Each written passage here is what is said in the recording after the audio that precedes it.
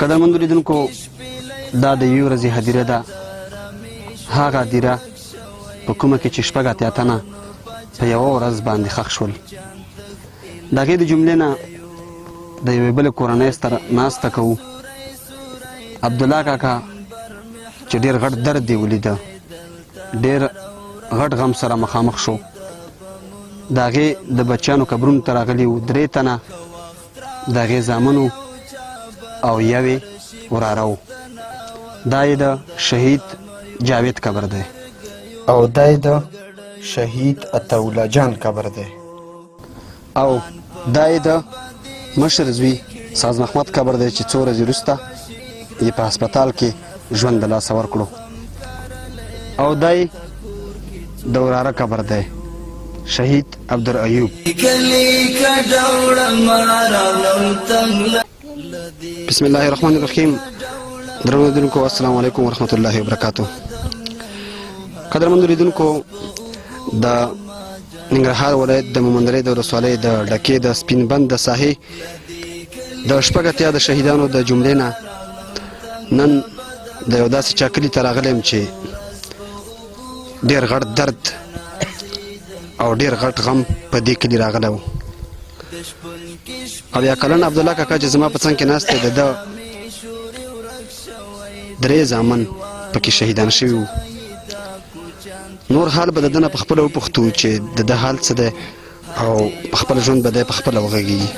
عبدالله کاکا که تاسو راته ووایئ چې تېر ژوند مو څنګه و او اوسنی ژوند مو څنګه دی؟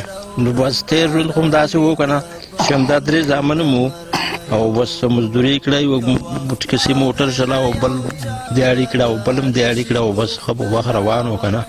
او اوس بس دغه ماشومان دي بس پاتې او بل څوک شته نه مزدوري او بس 40 کسه یې ټول او بس کوم زامن چې مغلاړ مړ شو او بس ژوند مز دغسې خراب دی بس ښه ګډوډ. اوس عبدالله کاکا که دا راته ووایې چې ستا د دغه 3 زامنو تا ته کونډې څو پاتې دي، ماشومان څومره دي، فامیل ټول څومره دی د ماشوم؟ دا ټول فامیل چې کوم دی که نه دا 14 کسه دی، ټول 14 کسه، 15 خالي کونډې پاتې، لکه یو موراره په دې کې شهید شوی که نه او 3 زامن، هغه یوه 2 ښځې وې، 15 خالي کونډې پاتې پوه شوې. او ټول ماش مرلي وو، ما ته چا ویلې چې ماله لیس راکړه که نه، نو ټول ښځو او ماشومانو سره به 14 کسه دي ټول. 14 کسه په یوازې ځان تا. عبدالله کاکا بل داسې څوک پاتې نه شو ستا په کور باندې چې هغه مزدوري وکړه ستا دپاره د ماشومانو دپاره کومه نفقه راوړي؟ هېڅوک پاتې نه شو، ټول دغه واړه ماشومان دي. نو بس دغسې چل دی چې اوس کور کې زمونږ ډېر مشکلات دي که نه، لکه هره ورځ یو ماشوم نه یو ناروغی 2 ناروغی که نه، لکه اوس ډاکټر لګېږي بس لکه میاشت کې زه اوس کومه زمونږ کمې 50-60 روپۍ خرڅه ده، ځکه چې زه اوس 3000 روپۍ 7 تونه دوړه او 9 تونې دوړه زه راوړم خالي دوړه، دا زمونږ میاشت شي که نه. او بس ډېر غټ کور دی او بس بل څوک د مزدورۍ شته نه. او بس دا دې ته اوس وګوره نو 14 کسانو کې خامخا په ورځ کې یو مریض وي، له یوه ښځه مریض وي، له یو د ماشومان مریضان وي، په ډاکټر له چې بوځې بس 1000 شوي او 800 شوي او 2000 شوي که نه. نو بس دا مشکلات ټول دي. نو بس نور به یو دوړم نه بس دې سره سوزي لګېږي او غوړي لګېږي او بوره لګېږي او چای لګېږي او بس 20 مشکلاتونه دي که نه، بس دغه ټول ګډوډ دي. او دلته مونږ بس زنده اوس دلته راغلي یو په پردي کلي کې پراته یو، دومره وس هم نشته چې خپل کور ځان له جوړ کنډر هم کړي یم هغسې پراته دي که نه. او بس نور الله سرې ته ناست یو، نو بس نور هېڅ خبره نشته. ډېر کومې داسې غټې ستونزې په کور کې دي چې تا ډېر دردی، تا ته ډېر مشکل او ته د هغې د غمه دا سوچ کې چې ما ته دغه مشکل حل شوی وی د یو طرف نه؟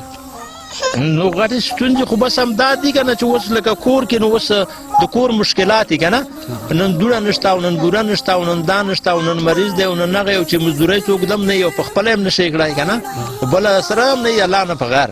نو بس دغه ټول بس دغه مشکلات دي. نو بس چې یو ځای دوړه راوړو دی بلې ته خفه یو چې دا به پسې راوړو، چې بل ځای راوړو دی بلې ته خفه یو، بس دغه مشکلات ټول بس نور. عبدالله کاکا د زامنو د نومونه څه کوم؟ زامنو نومونه سعد محمد او جاوید او طاوله جان او دغه وراره مادرۍ دا نومونه وه. دې 3 واړو څه کارونه کول؟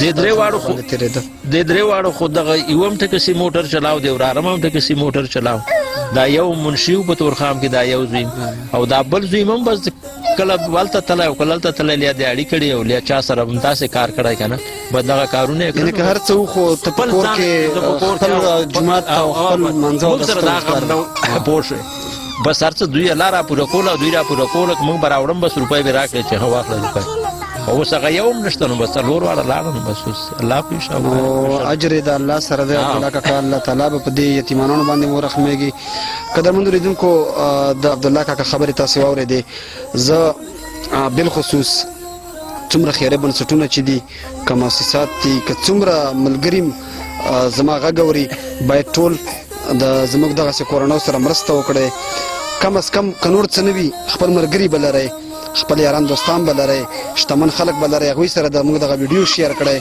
او 90 کورنۍ زموږ په کام کې دغسې بې برخلیکه بې سرپرسته پاتې دي لکه څنګه چې تاسو نننۍ د عبدالله کاکا کورنۍ وینئ خو تر ټولو زیات درد چې دی پکې یو څو کورنیو لیدلی چې هغه ډېرې بې سرپرسته پاتې شوې د هغې کورنیو د جملې نه یو هم عبدالله کاکا دی چې د ده پکې 3 زامن او یو وراره 4 تنه شهیدان شو. مننه.